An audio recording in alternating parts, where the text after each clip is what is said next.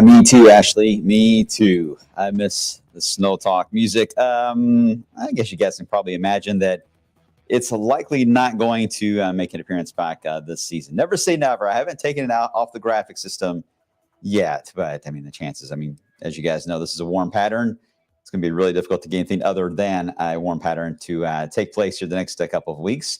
Although it snowed before in May, it snowed twice before, so it's this has been a weird season, but there are no signs of that, so make sure I'm clear. All right, I hope you guys are doing okay. I'm not going to say everyone's doing great. I know everyone's had a rough week here and with everything that's been happening, but I hope you're doing better. I'm Wave Meteorologist Brian Good. Welcome to Storm Talk, almost at Snow Talk. Quick update on how things are going to evolve for our next round of rain chances coming our way, which it's been a really dry week. This week, we haven't much to talk about as far as thunderstorms. And as I'm about to explain for the setup for part of Friday and certainly into Saturday, this is not looking to be a significant ordeal on the storm side, and nothing compared to what we've had in the area for the past several systems going back into March. So there's some good news to headline with. And then we'll get into the thunder outlook itself, which is just a week away from happening. Oh, yes, the crucial part of the forecast always during that time. Very stressful, especially when we're the ones that are hosting it this year. All right, let's get into the outlook as it stands now for the next few days. If you look carefully, and it's hard to even see it, but it's the last frame there of the day 3 of your Saturday. Just a small section there of Orange and Crawford County into the marginal risk, and I'll explain why that's the case and why I am starting to see signs. The majority of the rain, anyway, with this system may end up taking place more on Sunday than it will be at all on Saturday. So if you have still plans for this weekend, there's really not, especially for both daytime periods, there's not much happening that's going to influence your plans. That's some good news. Live look right now at a very hazy area of the Waterston Expressway, I-65 near the airport. We've had a couple of issues with semis today that have crashed, so that's led to a lot of backups in this area on the Waterston, and so that's one storyline you get from that. The second is the hazy look. This looks like LA right now, like a live feed. We have the air quality alert in effect today. Poor ozone levels, pollutants have built up, and that will get worse as the day wears on. So if you have any type of respiratory issue, asthma, COPD, emphysema, just limit your time. Typically, a ride here after 3 o'clock to about 10 p.m.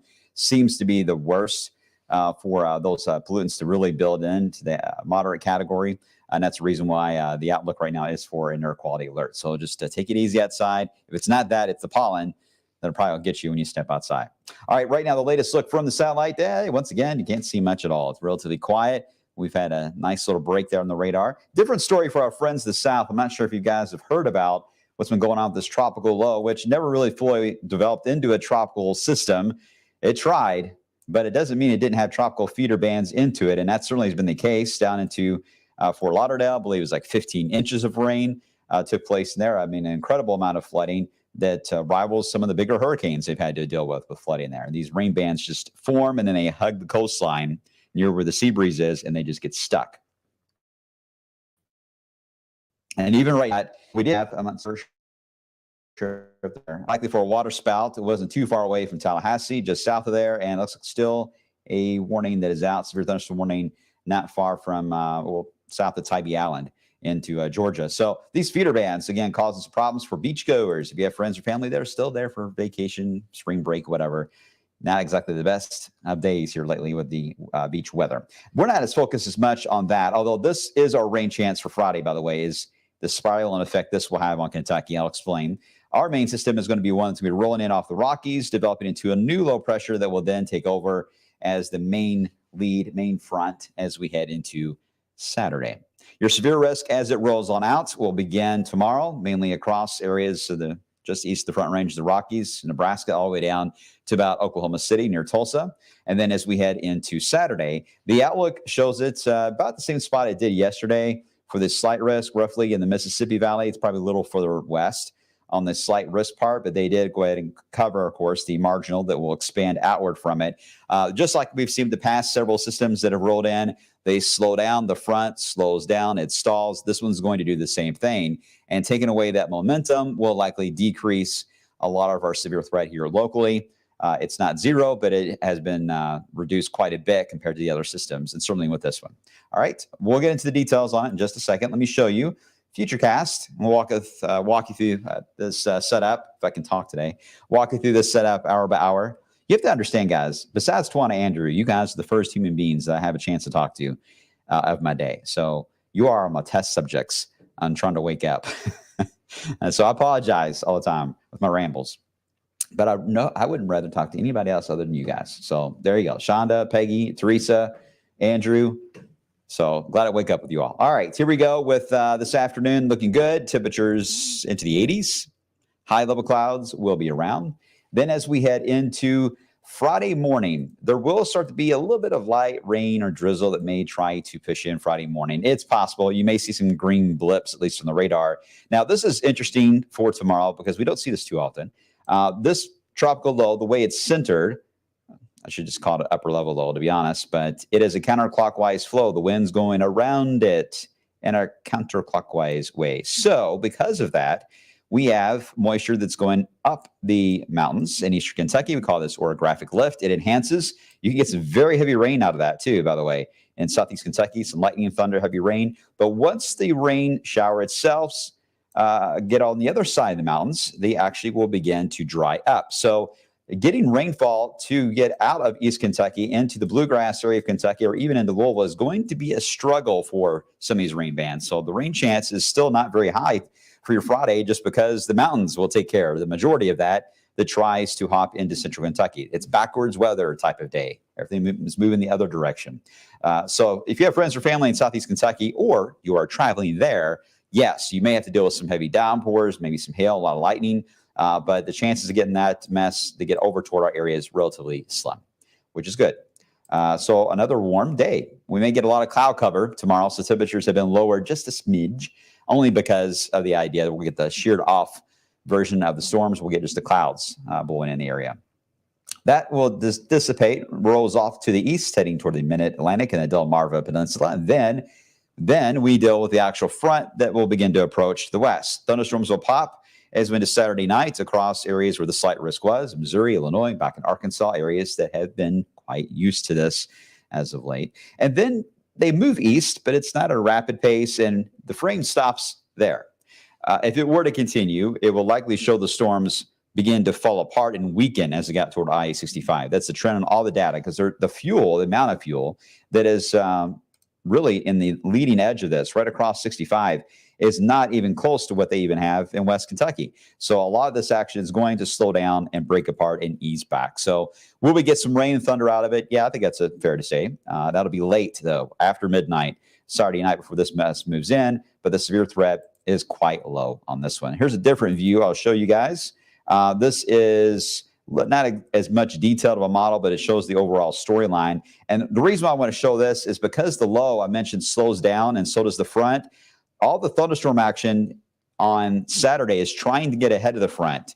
You get your little bowling segments, your straight line wind damage, you get your severe thunderstorm warnings get issued. It tries to shove out ahead of the front. But because the front stalls, it's basically running. Then you kind of look back and like, wait a minute, where do they go? So the front pretty much stalls. The rain gets way ahead of it, too far ahead of it to maintain severity.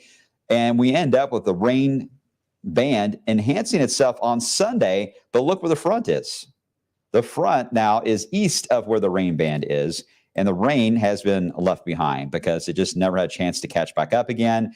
This is post-frontal rain is what we call that. It is not severe, but it can make for a rainy Sunday in these scenarios. Usually it's a chilly rain too. In fact, some of the numbers I've been looking at have been taking us roughly, say, about 62 degrees Saturday morning down to about 54 as we head into, say, mid-afternoon on Sunday. So falling temperatures on Sunday and perhaps a steady rainfall. So Sunday right now is not looking really great. Looks crummy. Saturday may end up being really nice because, again, we don't have to worry about the storms approaching until after midnight, but we'll have to deal with the post-frontal rain as we head into Sunday. So plan your naps accordingly. There's even a rain-snow mix that tries to develop and get awful close to central Indiana as we head into Sunday and Monday.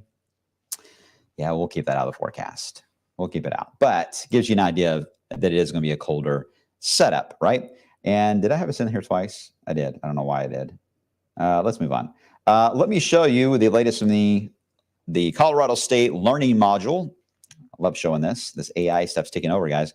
And your SPC outlook. So here is the Colorado State idea of severe weather for Saturday night and early Sunday. Again, it is targeting Missouri and Arkansas. The black dot there indicates the max spot potential for severe weather. Storm Prediction Center, you saw the outlook from them. It's about the same. They also do have the hatched area for perhaps some significant severe weather as far as damaging winds, especially that may form back into Missouri and Arkansas.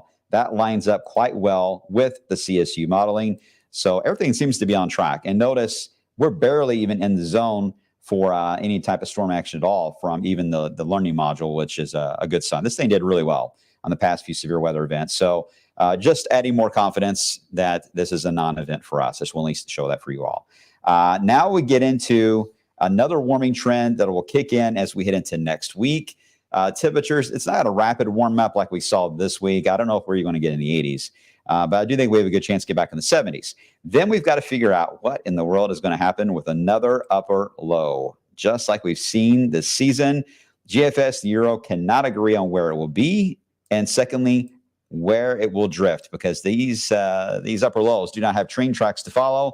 They're cut off from the main flow. They kind of just wander wherever they want to, basically. And that is a problem when you have the potential for 500,000 people to be gathered in one spot on a Saturday afternoon. The thinking right now is that we will at least have one of the bands of rain and thunder move in as we head into Friday. And it will be warm, perhaps, as that moves through. The only bummer on that is Friday is the practice day. That's kind of like Louisville residents' personal Thunder Over Louisville show that you get, right? Is the practice run at lunch. You guys know what I'm talking about. You hear this year, we're going to have a couple of F-35s that are actually in town this year. That is going to be remarkable to hear them. That's going to shake everything you're wearing. So those will be practicing more than likely on that Friday. But with thunderstorms around or low clouds, that may mess up the practice Friday. It's still early. It could change. It's a week away. But I really just wish this would go away because I really enjoy that lunch hour practice that we get. It's kind of a nice little treat. But anyway, our bigger issue, of course, is going to be where does the core, that's like a little cinnamon roll, where does that center of the low go? Good question. GFS kind of wanders it around to the east. Euro, as you're about to see here, wants to move it, of course, right over Louisville. Isn't that nice? That would mean, it wouldn't mean overly cold. It wouldn't be warm. I would say about average 60s. The ceiling could be an issue, though. Could have a low ceiling and could have off and on light rain. But I highly have to caution you guys. Upper lows rarely show up in a model a week out and do exactly as they first indicated.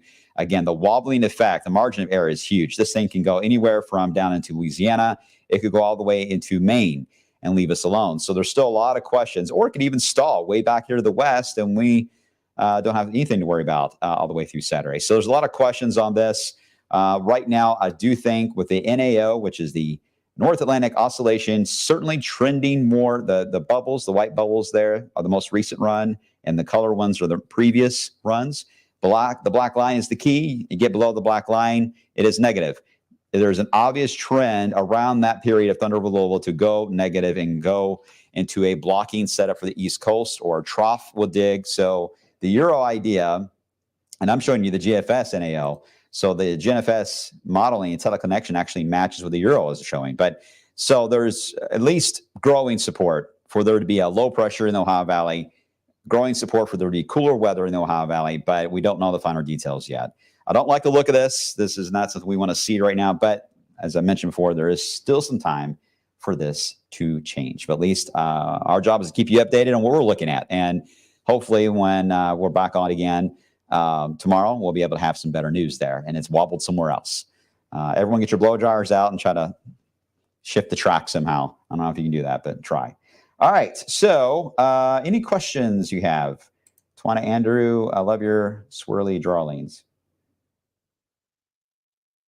Yeah, you're right. It's a spammer. Let me block her. Hold on. All right. Got her blocked. All right. Let's see. It looks like we have finally been pushed out of the models. Slowly pushed out of the models, which relaxes me a lot. Yes, we are getting out of that zone actually for the severe risk, which is good. I like that. Let's see. Shonda, I'd like to make sure my camera battery is charged up for Thunder. You're right. It's going to be one. I'm telling you guys, we're going from, I believe it was 22.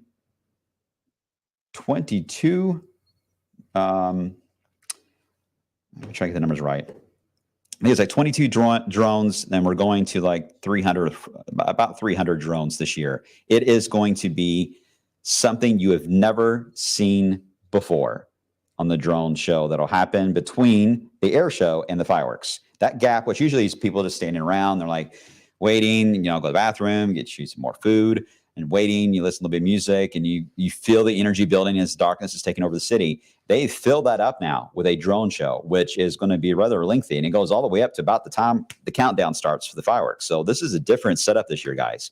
So it's going to be quite the show. Can't stress enough. You got to get ready for this, and I really think you need to see it in person, because I'm not sure if even on television they'll do the justice on it. But I'm excited about it to be able to see it, because it's going to be something that no one's really seen before. So get ready for that. But we are going to be aired, Ashley. We are the Thunder Station this year. We go on the air, I believe, at 2:30 on Saturday, and we're through it all day long. And we've got some unique planes coming into play that haven't been here before, and a lot of fan favorites, of course. And of course, then we got the drone show and the big show itself that will take place at 9:30 exactly. We will have it on. All right. That's it today, guys, on the weather setup. I'll keep an eye on how things are looking for Saturday's storms. Again, so far, so good on that. But as always, we'll be watching it. I'll have more coming up on midday. I'll see you guys then. Take care of yourselves.